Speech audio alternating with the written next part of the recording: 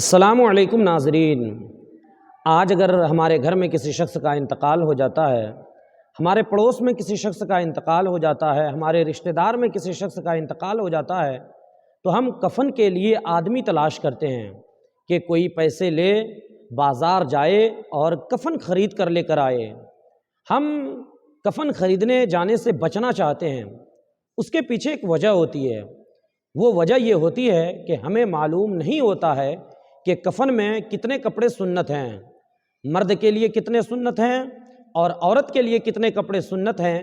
اس لیے ہم بچنے کی کوشش کرتے ہیں، ہمارے پاس علم نہیں ہوتا ہے اور ہم کسی ایسے شخص کی تلاش کرتے ہیں جنہیں یہ معلوم ہو کہ مرد کے لیے کتنے کپڑے لگتے ہیں، عورت کے لیے کتنے کپڑے لگتے ہیں، اور پھر اسی تلاش و جستجو میں کافی وقت نکل جاتا ہے۔ لہٰذا میں نے یہ ضروری سمجھا کہ آج کی اس ویڈیو کے ذریعے سے میں بتا دوں کہ کفن میں کتنے کپڑے مرد کے لیے سنت ہیں اور کتنے کپڑے عورت کے لیے سنت ہیں۔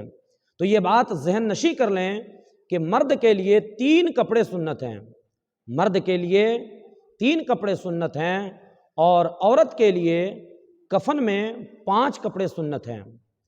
اب وہ 3 کپڑے کیا کیا سنت ہیں مرد کے لیے اور عورت کے لیے 5 کپڑے کون کون سے سنت ہیں، اس کو ذرا دھیان سے سنیں۔ نمبر 1 لفافہ، نمبر 2 ازار، نمبر 3 قمیص، اور عورت کے لیے جو 2 کپڑے اور دیے جاتے ہیں یعنی 5 کپڑے، تو اس میں سے ایک ہے اوڑھنی اور ایک ہے سینہ بند۔ یہ 3 کپڑے مرد کے لیے سنت ہیں اور 5 کپڑے عورت کے کفن کے لیے سنت ہیں۔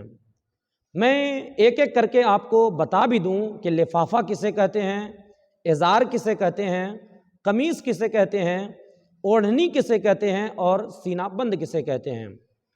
لفافہ ہم اس کپڑے کو کہتے ہیں جو مردہ کے سب سے نیچے بچھایا جاتا ہے، یعنی سب سے بڑا والا کپڑا۔ اس کے بعد آتا ہے ازار۔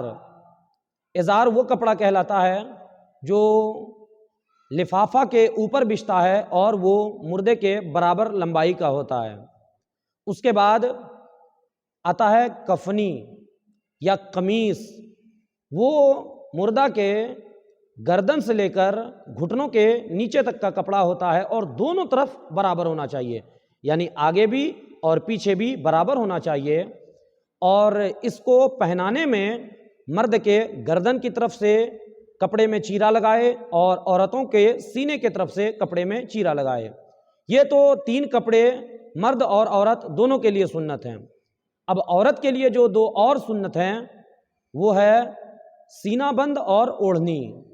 تو اوڑھنی کی لمبائی 3 ہاتھ ہونی چاہیے اور چوڑائی 1 کان کی لو سے دوسرے کان کی لو تک ہونی چاہیے، اور سینہ بند عورت کے سینے سے یعنی پستان سے لے کر ران تک کے برابر کا ہونا چاہیے۔ تو یہ 3 کپڑے مرد کے لیے سنت ہیں اور 5 کپڑے عورت کے لیے سنت ہیں۔ اور اس بات سے یہ بھی ثابت ہو گیا کہ آپ حضرات کو کفن کے لیے کتنے لمبے کپڑے والوں کے یہاں سے، کپڑے کی دکان پر سے آپ کو کٹوانے ہیں۔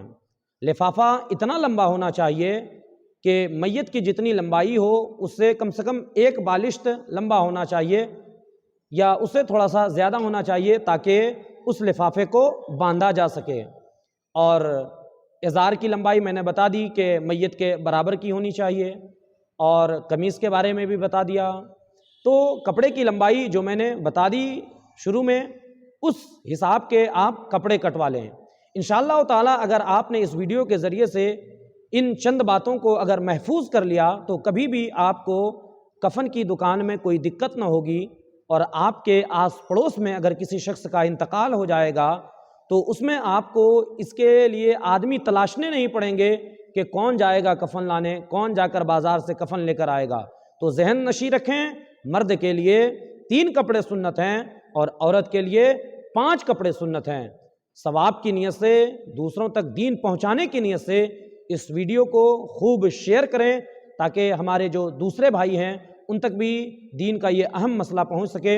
ویڈیو اچھی لگی ہو تو لائک کریں، کمنٹ کریں اور چینل میں اگر نئے آئے ہوں تو چینل کو سبسکرائب کریں، اپنے دوستوں میں خوب خوب شیئر کریں۔ السلام علیکم۔